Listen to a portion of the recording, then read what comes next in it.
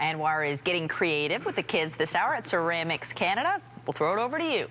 Thank you so much, Michelle. Well, we're learning the basics. I was asking Tanya what would be sort of the beginning project, and you said let the imagination go wild. That's right. You know what? If you don't pick something you want to do, it's a difficult project. So if you've got an idea, these were all made by kids in camp. Right.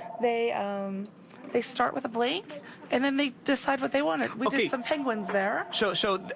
What we're talking about there is the glass fusing. So, Brianna, maybe you can start that off and explain how does this all come together. So these are just basically glass chips? They are chips they pick out of the bin, and then they reshape them to the size and shape they need by cutting, and then they place them onto their base. So the base is also a piece of glass. It's glass as well, and I guess that would be able to withstand the heat. That's right. We fire these at about 1,1300 degrees, and it melts them all in together to make them all fuse into one piece. So when they're laying out, like the penguin we're seeing there, it looks like clouds, a little penguin and some snow. And is it initially glued together so it doesn't fall apart when you're carrying it over? Designed first, and then they use a dab of glue to hold them in place to carry them to the kiln to fire. So once they get all the pieces they want, then they take them off, glue them all on, and then they're ready to fuse. And how long would it take to go inside the kiln? About 45 minutes. Wow, and then the finished product on some? It takes about 3 hours to get them back out of the kiln, though. 3 hours to get it out, so that's